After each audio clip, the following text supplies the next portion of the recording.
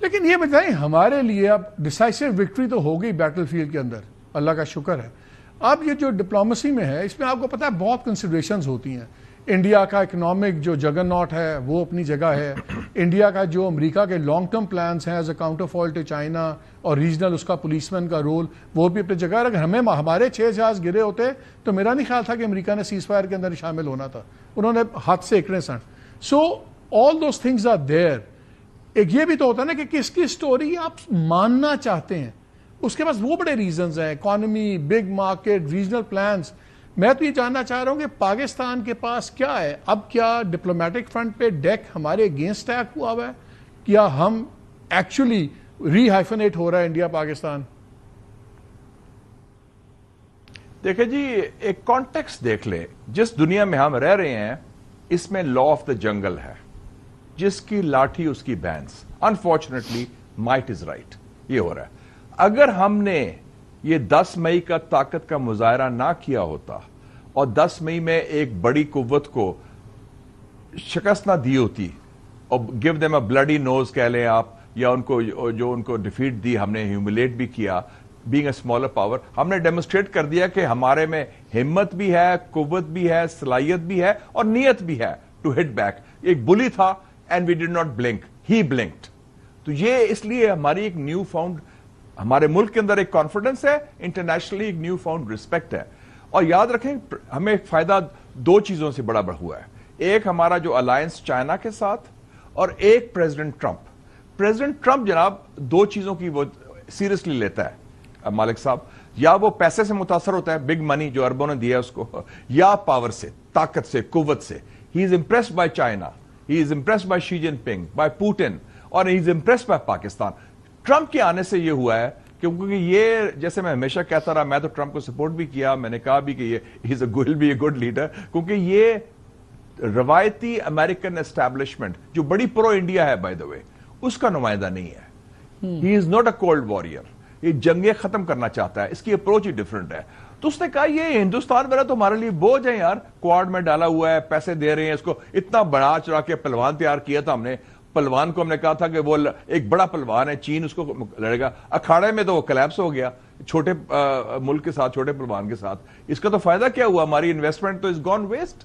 تو why should we invest? Liability, what should Pakistan do? Liability بھی کہتا ہے. آپ خیال ہے پاکستان کو اب کیا کرنا چاہیے؟ پاکستان اس وقت مالک صاحب 70% بیٹل، نیکسٹ راؤنڈ جو ہے بیٹل آف نیریٹیوز ہے، ایگزیکٹلی بیٹل آف بیانیہ ہے، بیٹل آف آئیڈیاز ہے. Public diplomacy, parliamentary diplomacy, media diplomacy, battle of ideas. آپ نے اپنا موقف پیش کرنا ہے، لوگوں کو قائل کرنا ہے اور اس میں ڈوسیے تیار کریں. لیکن ایک ہے کہ ہم نے دیکھا ہے ماضی میں ہمارا سٹیمنا نہیں ہوتا for a sustained fight.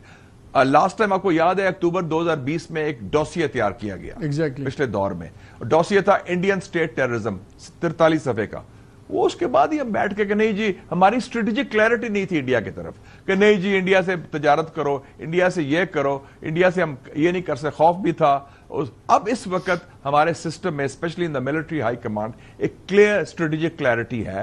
We are very clear, یہ ریڈ لائن ہے and we'll preserve and protect our sovereignty. اور کشمیر ایشو ہو یا انڈس واٹرز ٹریٹی ہو یا انڈین اسٹیٹ ٹیررزم ہو، یہ ریڈ لائنز ہیں، اس پر کوئی کمپرومائز نہیں. تو یہ ایک فرق آیا ہے. انڈیا کی اسٹریٹجک کلیئرٹی ہمیشہ رہی ہے پاکستان کے خلاف، جو میں نے کہا نا 3D strategy, demonize, damage, destabilize. تو ہمیں اب sustain all of nation approach ہونی پڑے گی، اور اس میں اندرونی بھی ہے. We should set our political house in order. میں سمجھتا ہوں کہ اس کو وقت ہے جو نیشنل یونٹی ایمرج کی ہے، سب اکٹھے ہوئے ہیں، ایک پرائڈ پیدا ہوئی ہے ہماری آرم فورسز میں، اور people and arm forces are one. خاکی اور مفتی کا وہ ڈیوائڈ نہیں رہا. تو اس حوالے سے بھی ہمیں اس اپرچونٹی کو یوز کرنا چاہیے. Battle of narratives, smart strategy تیار کریں. ساؤتھ ایشیا میں آپ نے اسٹریٹجی کوئی تیار نہیں کی تھی. بنگلہ دیش، سری لنکا، نیپال، مالدیوز، یہ آپ کے نیچرل الائز ہیں. آپ نے دیکھ لیا اس کرائسس میں.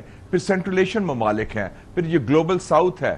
آپ کے پاس تو بڑی ہسٹورک اپرچونٹی. امریکہ is treating you as at par with India. کتنی بڑی بات ہے. اگر یہ نے کشمیر ایشو زندہ کر دیا. وہ گوہا کو یہی فکر لگی ہوئی ہے, کہتا ہے وہ ری ایفنیٹ ہو جائے گا اور ہم ایک سیم لیول پہ آ گئے ہیں. وہ ہو گیا ہے جی, ہو گیا ہے. اس نے پوچھا, اس نے کہا کیا آر یو بیکمنگ, انہوں نے کہا are you becoming more like Pakistan, اس نے کہا نہیں, we have stop becoming what India is suppose to be.